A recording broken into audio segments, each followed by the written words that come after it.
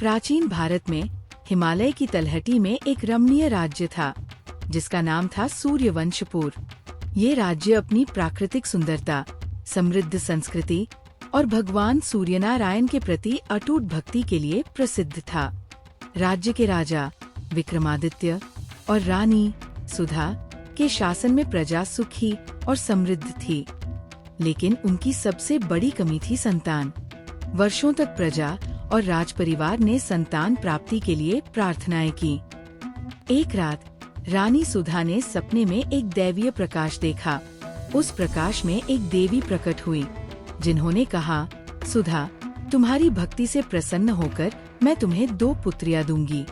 ये दोनों बहनें एक दूसरे से अटूट प्रेम करेंगी और उनके प्रेम की कहानी अमर हो जाएगी, लेकिन उनके जीवन में कई कष्ट आएंगे। यदि तुम तैयार हो तो ये वरदान स्वीकार करो। रानी ने आंखें खोली और राजा को ये स्वप्न सुनाया। राजा ने इसे शुभ संकेत माना और कहा, यदि देवी ने हमें संतान देने का वरदान दिया है तो हम हर कष्ट सहने को तैयार है। कुछ माह बाद रानी सुधा ने 2 सुंदर कन्याओं को जन्म दिया। बड़ी का नाम रखा गया सूर्या, जो सूर्य की तरह तेजस्वी और ऊर्जावान थी, और छोटी का नाम चंद्रा, जो चंद्रमा की तरह शांत और सौम्य थी। दोनों बहनें बचपन से ही एक दूसरे की पूरक थीं। सूर्या साहसी और निर्भीक थी, जबकि चंद्रा कोमल और विचारशील थी। प्रजा ने उन्हें देवी का अवतार मानना शुरू कर दिया, क्योंकि उनका प्रेम और समर्पण असाधारण था। सूर्या और चंद्रा का बचपन सूर्यवंशपुर के हरे भरे बागों, झरनों और मंदिरों के बीच बीता। सूर्या को तलवारबाजी, घुड़सवारी और युद्ध कला में रुचि थी। वह अक्सर अपने पिता के साथ शस्त्र प्रशिक्षण में समय बिताती। चंद्रा को संगीत, काव्य और भक्ति में आनंद मिलता था। वह मंदिर में भगवान सूर्यनारायण के भजन गाती और अपनी मधुर आवाज से सभी को मंत्र मुग्ध कर देती। दोनों बहनों की सबसे खास बात थी उनका एक दूसरे के प्रति प्रेम। सूर्या अपनी छोटी बहन चंद्रा की हर छोटी बड़ी बात का ख्याल रखती थी। अगर चंद्रा को कोई कविता समझ न आए तो सूर्या रात भर जागकर उसे समझाती। चंद्रा अपनी बड़ी बहन के लिए फूलों की माला बनाती और उसे प्रेरित करती कि वह अपने सपनों को पूरा करे। दोनों हर सुख दुख में एक दूसरे का साथ देती थी। एक बार जब सूर्या 12 वर्ष की थी और चंद्रा 10 वर्ष की, एक भयंकर तूफान सूर्यवंशपुर पर आया।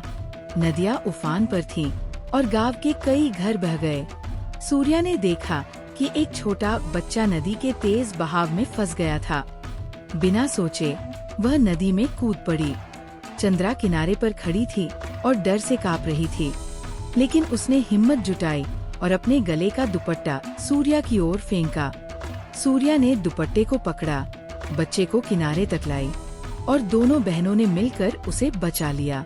इस घटना के बाद प्रजा ने दोनों बहनों को सूर्य चंद्र की जोड़ी कहना शुरू कर दिया। दैवीय भविष्यवाणी और पहला संकट। जैसे जैसे सूर्या और चंद्रा किशोरावस्था में पहुंची, उनकी सुंदरता, बुद्धिमत्ता और भक्ति की ख्याति दूर दूर तक फैल गई। लेकिन एक दिन सूर्यवंशपुर के प्राचीन सूर्य मंदिर में एक रहस्यमयी साधु आए। उनके माथे पर तिलक था और उनकी आंखों में भविष्य का ज्ञान झलकता था। राजा विक्रमादित्य ने उनका स्वागत किया और आशीर्वाद मांगा। साधु ने राजा को एकांत में बुलाया और कहा, महाराज, आपकी पुत्रियां सूर्या और चंद्रा साधारण आत्माएं नहीं हैं। वे देवी देवताओं की कृपा से इस धरती पर आई है, लेकिन उनके भाग्य में एक महान बलिदान लिखा है। एक समय आएगा जब उन्हें एक दूसरे के लिए अपने प्राणों की आहुति देनी पड़ सकती है। यदि वे इस परीक्षा में सफल हुई तो उनका प्रेम अमर हो जाएगा। राजा विक्रमादित्य यह सुनकर व्याकुल हो गए। उन्होंने साधु से पूछा, हे महात्मा, क्या इस संकट को टाला जा सकता है? साधु ने कहा, भाग्य को बदला नहीं जा सकता, लेकिन भक्ति और प्रेम से हर संकट को पार किया जा सकता है। सूर्या और चंद्रा को सूर्यनारायण की भक्ति में डूबने दो। उनकी शक्ति उनके प्रेम और विश्वास में है। इस भविष्यवाणी के बाद राजा और रानी ने दोनों बहनों को मंदिर में अधिक समय बिताने के लिए प्रेरित किया। सूर्या और चंद्रा ने सूर्यनारायण की पूजा शुरू की। हर सुबह सूर्या सूर्यदेव को जल अर्पित करती और चंद्रा भजनों के साथ मंदिर को गुंजायमान करती। लेकिन भविष्यवाणी का रहस्य दोनों बहनों से छिपाया गया। जब सूर्या 17 वर्ष की और चंद्रा 15 वर्ष की थी, सूर्यवंशपुर पर एक नया संकट आया। पड़ोसी राज्य चंद्रगढ़ के राजा कालिदास ने सूर्यवंशपुर पर आक्रमण की योजना बनाई। कालिदास एक क्रूर और महत्वाकांक्षी शासक था, जिसे सूर्यवंशपुर की समृद्धि और उसका सूर्य मंदिर चाहिए था। उसने राजा विक्रमादित्य को संदेश भेजा, अपनी बड़ी पुत्री सूर्या का विवाह मेरे साथ कर दो और मैं तुम्हारा राज्य छोड़ दूंगा, अन्यथा युद्ध होगा। राजा ने इस प्रस्ताव को ठुकरा दिया। सूर्या ने भी कहा, पिताजी, मैं उस क्रूर राजा से विवाह नहीं करूंगी। यदि युद्ध ही एकमात्र रास्ता है तो मैं स्वयं मैदान में उतरूंगी। चंद्रा ने अपनी बहन का हाथ थामा और कहा, दीदी, तुम अकेले नहीं जाओगी, मैं तुम्हारे साथ रहूंगी। भले ही मुझे युद्ध के मैदान में तुम्हारे लिए भोजन बनाना पड़े। युद्ध की तैयारी शुरू हुई। सूर्या ने सूर्यवंशपुर की सेना का नेतृत्व किया। उसकी वीरता और रणनीति ने चंद्रगढ़ की सेना को पीछे हटने पर मजबूर कर दिया। लेकिन एक रात कालिदास ने छल से सूर्या को बंदी बना लिया और उसे चंद्रगढ़ के किले में कैद कर दिया। जब चंद्रा को ये खबर मिली तो उसका दिल टूट गया। उसने मंदिर में जाकर सूर्यनारायण से प्रार्थना की, हे प्रभु, मेरी दीदी को बचा लो। यदि उनके प्राणों की कीमत मेरे प्राण हैं, तो मैं तैयार हूँ। चंद्रा ने एक साहसी योजना बनाई। उसने एक सैनिक का वेश धारण किया और चंद्रगढ़ के किले में घुस गई। वहाँ उसने सूर्या को कैदखाने में पाया। सूर्या की आंखों में आंसू थे, लेकिन उसने चंद्रा को देखकर कहा, तू यहाँ क्यों आई? ये खतरनाक है। चंद्रा ने मुस्कुराकर कहा, दीदी, तुम मेरे बिना अधूरी हो और मैं तुम्हारे बिना। हम साथ आएंगे या साथ जाएंगे। चंद्रा ने सूर्या को मुक्त कराया, लेकिन भागते समय कालिदास की सेना ने उन्हें घेर लिया। उस समय चंद्रा ने सूर्या को धक्का देकर एक गुप्त रास्ते की ओर भेजा और स्वयं कालिदास के सामने खड़ी हो गई। उसने कहा, मैं सूर्या हूँ, मुझे ले चलो, लेकिन मेरे राज्य को छोड़ दो। कालिदास ने चंद्रा को सूर्या समझकर उसे बंदी बना लिया। सूर्या सुरक्षित सूर्यवंशपुर पहुँच गई, लेकिन जब उसे पता चला कि चंद्रा ने उसके लिए बलिदान दिया, तो वह टूट गई। उसने अपने पिता से कहा, पिताजी, चंद्रा मेरी जान है, मैं उसे वापस लाऊंगी, चाहे मुझे अपनी जान क्यों न देनी पड़े। राजा ने उसे रोकने की कोशिश की, लेकिन सूर्या ने सूर्यनारायण की शपथ ली कि वह अपनी बहन को मुक्त कराएगी। रानी सुधा ने सूर्या को एक पवित्र ताबीज दिया, जिसमें सूर्य मंदिर के पुजारी ने सूर्यनारायण का आशीर्वाद मंत्रों के साथ संजोया था। सूर्या ने सूर्यवंशपुर के सूर्य मंदिर में जाकर प्रार्थना की। उसने सूर्यदेव से कहा, हे प्रभु, मेरी बहन को मेरी गलती की सजा मिल रही है, मुझे शक्ति दो कि मैं उसे बचा सकूं। जैसे ही उसने जल अर्पित किया, मंदिर में एक दैवीय प्रकाश फैला। पुजारी ने कहा, सूर्या, ये सूर्यदेव का संकेत है। तुम्हारी यात्रा कठिन होगी, लेकिन तुम अकेली नहीं हो। हिमालय की तलहटी में एक प्राचीन सूर्य कुंड है, वहाँ जाकर तुम्हें सूर्यदेव की शक्ति प्राप्त होगी। सूर्या ने तलवार, धनुष और कुछ आवश्यक सामान लिया और अकेले ही हिमालय की ओर निकल पड़ी। रास्ते में उसे जंगली जानवरों, खतरनाक पहाड़ी रास्तों और ठंडी रातों का सामना करना पड़ा, लेकिन चंद्रा की याद ने उसे हिम्मत दी। हर रात वो ताबीज को छूकर चंद्रा के लिए प्रार्थना करती और कहती, चंद्रा, मैं आ रही हूँ, हिम्मत मत हारना। चंद्रगढ़ के किले में चंद्रा को एक अंधेरे और ठंडे कैदखाने में रखा गया था। कालिदास ने उसे सूर्या समझकर कई बार धमकाया, सूर्या, मेरे साथ विवाह कर लो, वरना तुम्हारा अंत निकट है। लेकिन चंद्रा ने साहस के साथ जवाब दिया, मैं मरना पसंद करूंगी, लेकिन तुम जैसे क्रूर व्यक्ति के सामने नहीं झुकूंगी। चंद्रा को भोजन के नाम पर सूखी रोटी और पानी दिया जाता था, लेकिन उसने हिम्मत नहीं हारी। वो हर सुबह और शाम सूर्यनारायण के भजन गाती। उसकी मधुर आवाज कैदखाने की दीवारों से टकराकर किले के सैनिकों तक पहुंचती। कुछ सैनिक, जो कालिदास की क्रूरता से तंग थे, चंद्रा की आवाज सुनकर भावुक हो जाते। एक युवा सैनिक, विक्रांत, चंद्रा की भक्ति से प्रभावित हुआ। उसने चुपके से चंद्रा को अतिरिक्त भोजन और एक कंबल दिया। चंद्रा ने उसका धन्यवाद किया और कहा, तुम्हारा हृदय अभी भी शुद्ध है, विक्रांत। सूर्यदेव तुम्हें आशीर्वाद देंगे।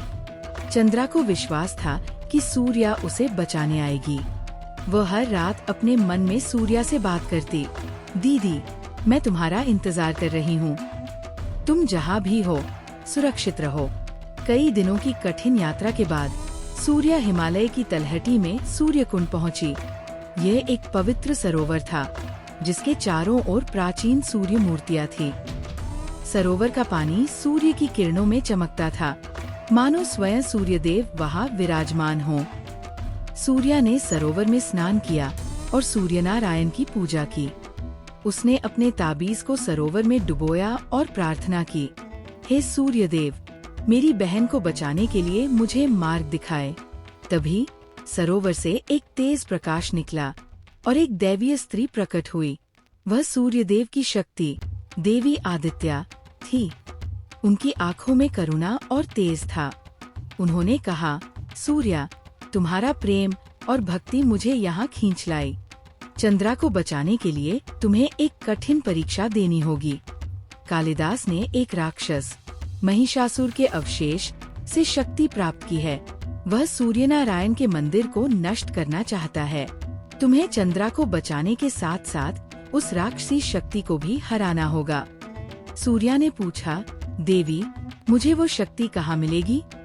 देवी ने कहा, तुम्हारा प्रेम ही तुम्हारी सबसे बड़ी शक्ति है। सूर्यकुंड से तुम्हें एक दिव्य अस्त्र, सूर्यास्त्र प्राप्त होगा, लेकिन इसे केवल सच्चे हृदय और भक्ति से ही प्रयोग किया जा सकता है। देवी ने सूर्या को सूर्यास्त्र प्रदान किया, जो एक चमकता हुआ तीर था। उन्होंने कहा, जाओ सूर्या, चंद्रा तुम्हारा इंतजार कर रही है। लेकिन याद रखो, ये युद्ध केवल शस्त्रों का नहीं, बल्कि विश्वास और प्रेम का है। सूर्यास्त्र लेकर सूर्या चंद्रगढ़ की ओर बढ़ी। रास्ते में उसका सामना एक रहस्यमयी साध्वी से हुआ। साध्वी ने सूर्या को देखकर कहा, बेटी, मैं तुम्हारी भक्ति और साहस से प्रसन्न हूँ। मैं तुम्हें एक मंत्र देती हूँ, जो तुम्हें और चंद्रा को जोड़ेगा। जब तुम इस मंत्र का जाप करोगी, तो चंद्रा तुम्हारी उपस्थिति महसूस करेगी। साध्वी ने सूर्या को सूर्य चंद्र मंत्र सिखाया और कहा, इस मंत्र को अपने हृदय में रखो। ये तुम दोनों को एक दूसरे से जोड़ेगा, चाहे तुम कितनी भी दूर क्यों न हो। सूर्या ने मंत्र को कंठस्थ किया और चंद्रगढ़ पहुंची। उसने देखा कि कालिदास का किला अभेद्य था। चारों ओर सैनिक और जादुई मायाजाल थे। सूर्या ने सूर्य चंद्र मंत्र का जाप शुरू किया। उसी समय चंद्रा, जो कैदखाने में थी, ने एक अजीब सी गर्मी और शांति महसूस की। उसने आंखें बंद की और सूर्या की आवाज सुनी, चंद्रा, मैं आ गई हूँ। चंद्रा की आंखों से आंसू बह निकले। उसने मन ही मन कहा, दीदी, मैं जानती थी कि तुम आओगी। सूर्या ने किले में घुसने के लिए एक योजना बनाई। उसने एक सैनिक का वेश धारण किया और रात के अंधेरे में किले में प्रवेश किया। वहाँ उसका सामना विक्रांत से हुआ, वही सैनिक जिसने चंद्रा की मदद की थी। सूर्या ने अपनी असली पहचान बताई और कहा, विक्रांत, मेरी बहन को बचाने में मेरी मदद करो। विक्रांत, जो कालिदास की क्रूरता से तंग था, सूर्या की मदद के लिए तैयार हो गया। उसने सूर्या को कैदखाने का रास्ता दिखाया। सूर्या जब चंद्रा के पास पहुंची, तो दोनों बहनें एक दूसरे को देखकर रो पड़ी। चंद्रा ने सूर्या को गले लगाया और कहा, दीदी, तुमने मुझे छोड़ दिया होता तो मैं मर जाती। सूर्या ने कहा, चंद्रा, तुम मेरे बिना अधूरी हो और मैं तुम्हारे बिना। अब चलो, हमें यहाँ से निकलना है। लेकिन जैसे ही सूर्या और चंद्रा भागने लगी, कालिदास को खबर मिल गई। उसने अपनी राक्षसी शक्ति से किले को मायाजाल में बांध दिया। काले बादल छा गए और किले के दरवाजे बंद हो गए। कालिदास ने सूर्या और चंद्रा को घेर लिया और कहा, तुम दोनों बहनें मेरे सामने कितनी कमजोर हो। सूर्या, अब तुम दोनों मेरी बंदी बनोगी। सूर्या ने सूर्यास्त्र निकाला और कहा, कालिदास, तुम्हारी राक्षसी शक्ति मेरे और चंद्रा के प्रेम के सामने कुछ भी नहीं। चंद्रा ने सूर्या का हाथ थामा और सूर्य चंद्र मंत्र का जाप शुरू किया। दोनों बहनों की भक्ति और प्रेम से सूर्यास्त्र में एक तेज प्रकाश जाग उठा। सूर्या ने तीर छोड़ा, जो कालिदास के मायाजाल को तोड़ते हुए उसकी राक्षसी शक्ति के स्रोत एक काले पत्थर को भेद गया। कालिदास चीख उठा और उसकी शक्ति कमजोर पड़ने लगी, लेकिन वो अभी भी खतरनाक था। उसने अपनी तलवार उठाई और सूर्या पर हमला कर दिया। चंद्रा ने सूर्या को बचाने के लिए खुद को बीच में डाल दिया। कालिदास की तलवार चंद्रा के कंधे को चीर गई। सूर्या ने गुस्से और दर्द में चीखकर कालिदास पर हमला किया और उसे घायल कर दिया। विक्रांत और कुछ अन्य सैनिकों ने कालिदास को बंदी बना लिया। सूर्या ने चंद्रा को गोद में उठाया और किले से बाहर निकली। चंद्रा की हालत बिगड़ रही थी। उसका कंधा लहूलुहान था और सांसें धीमी हो रही थी। सूर्या ने एक गुफा में शरण ली और चंद्रा को चट्टान पर लिटाया। उसने चंद्रा का चेहरा अपने हाथों में लिया और कहा, चंद्रा, मुझे छोड़कर मत जाओ। तुम मेरी जान हो, मैं तुम्हें बचा लूंगी। चंद्रा ने कमजोर मुस्कान के साथ कहा, दीदी, तुमने मुझे बचाने के लिए इतना कुछ किया। अगर मेरा समय आ गया है तो मुझे कोई शिकायत नहीं। बस तुम सूर्यवंशपुर को सुरक्षित रखना। सूर्या ने आंसुओं से भरी आँखों के साथ कहा, नहीं चंद्रा, हमने साथ में हर मुश्किल को पार किया है। ये आखिरी नहीं है। लेकिन समय कम था। कालिदास के वफादार सैनिक, जो सूर्या और चंद्रा का पीछा कर रहे थे, गुफा के पास पहुंच गए। सूर्या ने अपनी तलवार उठाई और चंद्रा को गुफा के भीतर छिपाकर बाहर निकली। उसने सैनिकों का सामना किया। सूर्या की वीरता अब सूर्यास्त्र की शक्ति और सूर्य चंद्र मंत्र की भक्ति से और प्रबल हो चुकी थी। उसने सैनिकों को एक एक कर परास्त किया, लेकिन वो खुद भी घायल हो गई। उसका दाहिना हाथ तलवार के वार से चोटिल हो गया था। सूर्या गुफा में लौटी और चंद्रा के पास बैठ गई। दोनों बहनें अब कमजोर थीं, लेकिन उनका प्रेम अब भी अटल था। सूर्या ने चंद्रा का हाथ थामा और सूर्य चंद्र मंत्र का जाप शुरू किया। चंद्रा ने भी अपनी बची खुची ताकत से मंत्र में साथ दिया। गुफा में एक हल्का प्रकाश फैलने लगा, मानो सूर्य और चंद्र की शक्तियाँ एक हो रही हों। तभी गुफा में एक तेज प्रकाश प्रकट हुआ। उस प्रकाश में देवी आदित्य फिर से प्रकट हुई। उनकी उपस्थिति से गुफा गर्म और शांत हो गई। सूर्या और चंद्रा ने देवी को प्रणाम किया। देवी ने करुणामय स्वर में कहा, सूर्या, चंद्रा, तुम दोनों का प्रेम और भक्ति सूर्यनारायण तक पहुंच चुकी है। तुमने अपनी हर परीक्षा में प्रेम और त्याग को चुना, लेकिन तुम्हारी अंतिम परीक्षा अभी बाकी है। सूर्या ने पूछा, देवी, चंद्रा की जान खतरे में है, हमें क्या करना होगा? देवी ने कहा, कालिदास की राक्षसी शक्ति अभी पूरी तरह नष्ट नहीं हुई है। उसने सूर्यवंशपुर के सूर्य मंदिर पर हमला करने की योजना बनाई है। यदि मंदिर नष्ट हो गया तो सूर्यवंशपुर का आध्यात्मिक आधार खत्म हो जाएगा। तुम्हें मंदिर को बचाना होगा, लेकिन इसके लिए एक बलिदान चाहिए। चंद्रा ने कमजोर आवाज में कहा, देवी, अगर मेरे प्राणों से मंदिर और मेरा राज्य बच सकता है तो मैं तैयार हूँ।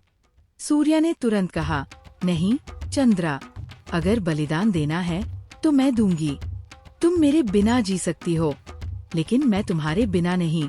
दोनों बहनें एक दूसरे के लिए अपने प्राण देने को तैयार थीं।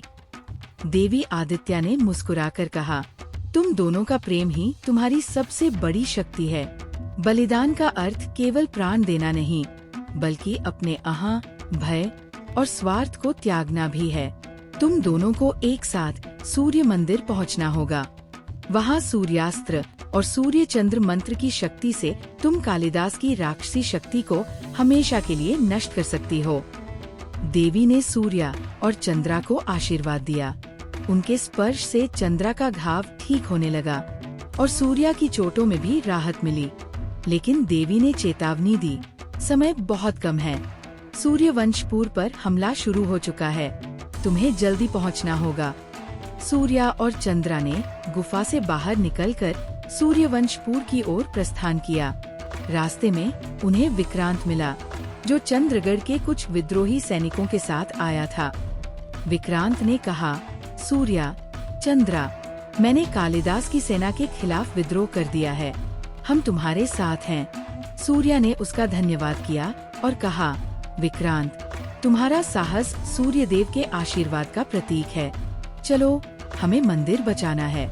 जब वे सूर्यवंशपुर पहुँचे तो वहाँ का दृश्य भयावह था। कालिदास, जो कैद से छूट चुका था, अपनी राक्षसी शक्ति के साथ सूर्य मंदिर पर हमला कर रहा था। उसने एक काले पत्थर से उत्पन्न राक्षसी शक्ति का प्रयोग कर मंदिर के द्वार को तोड़ने की कोशिश की। राजा विक्रमादित्य और उनकी सेना मंदिर की रक्षा कर रहे थे, लेकिन वे कमजोर पड़ रहे थे। सूर्या और चंद्रा मंदिर के प्रांगण में पहुंची। सूर्या ने सूर्यास्त्र उठाया और चंद्रा ने सूर्य चंद्र मंत्र का जाप शुरू किया। दोनों बहनों की भक्ति और प्रेम ने मंदिर में एक दैवीय ऊर्जा उत्पन्न की। सूर्यदेव की मूर्ति से प्रकाश निकलने लगा और मंदिर का वातावरण सूर्य की किरणों से जगमगा उठा। कालिदास ने सूर्या और चंद्रा को देखकर क्रोधित होकर कहा, तुम दोनों बहनें मेरी शक्ति को नहीं रोक सकती। यह मंदिर आज नष्ट हो जाएगा। उसने अपनी राक्षसी शक्ति को और प्रबल किया, जिससे काले बादल मंदिर के ऊपर छा गए।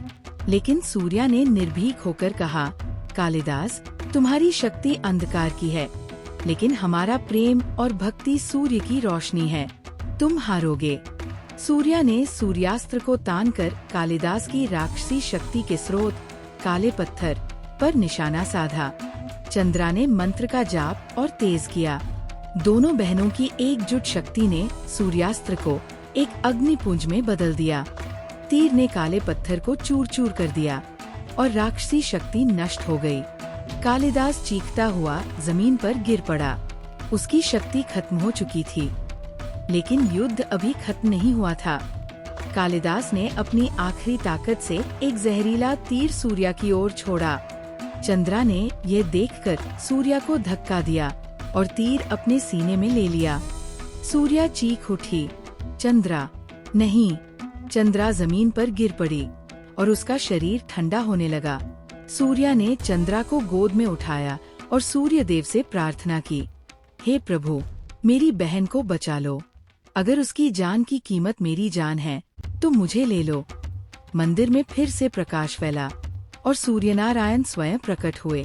उनकी उपस्थिति से सूर्यवंशपुर का अंधकार छट गया। सूर्यदेव ने कहा, सूर्या, चंद्रा, तुम दोनों का प्रेम इस संसार में अनुपम है। तुमने दिखाया कि सच्चा प्रेम स्वार्थ और भय से परे होता है। चंद्रा का बलिदान व्यर्थ नहीं जाएगा। सूर्यदेव ने चंद्रा के शरीर पर अपनी किरणें डाली और चंद्रा की सांसें लौट आईं। उसका घाव पूरी तरह ठीक हो गया। सूर्या ने चंद्रा को गले लगाया और रोते हुए कहा, तुम वापस आ गई, चंद्रा। सूर्यदेव ने कहा, तुम दोनों की भक्ति और प्रेम ने सूर्यवंशपुर को बचाया। तुम्हारी कहानी अमर हो जाएगी। तुम दोनों को सूर्य और चंद्र की शक्तियों का वरदान देता हूँ। जब भी कोई सच्चे हृदय से तुम्हें पुकारेगा, तुम उनकी रक्षा करोगी। कालिदास को बंदी बनाकर सूर्यवंशपुर की जेल में डाल दिया गया। विक्रांत और विद्रोही सैनिकों को सूर्यवंशपुर की सेना में सम्मान दिया गया। सूर्या और चंद्रा अपने माता पिता के पास लौटीं। राजा विक्रमादित्य और रानी सुधा ने दोनों बहनों को गले लगाकर उनकी वीरता और प्रेम की प्रशंसा की। सूर्य मंदिर में एक भव्य उत्सव आयोजित किया गया। सूर्या और चंद्रा ने सूर्यनारायण की पूजा की और प्रजा के साथ अपनी जीत का उत्सव मनाया। साधु की भविष्यवाणी सच हो चुकी थी। सूर्या और चंद्रा का प्रेम और बलिदान अमर हो गया। प्रजा ने उनके नाम पर 2 मूर्तियां बनवाईं, जो सूर्य और चंद्र के प्रतीक के रूप में मंदिर में स्थापित की गयी। सूर्या और चंद्रा ने अपने जीवन को सूर्यवंशपुर की सेवा और सूर्यनारायण की भक्ति में समर्पित कर दिया। उनकी गाथा गीतों और कथाओं में गाई जाने लगी। लोग कहते थे कि जब भी कोई बहन अपनी बहन के लिए सच्चे दिल से प्रार्थना करता है, सूर्या और चंद्रा की शक्ति उसकी रक्षा करती है। सूर्या और चंद्रा की कहानी हमें सिखाती है कि सच्चा प्रेम और भक्ति किसी भी संकट को पार कर सकती है। बहनों का बंधन केवल खून का रिश्ता नहीं, बल्कि आत्मा का बंधन है। जब हम अपने प्रियजनों के लिए निस्वार्थ भाव से त्याग करते हैं, तो ईश्वर स्वयं हमारी रक्षा करता है।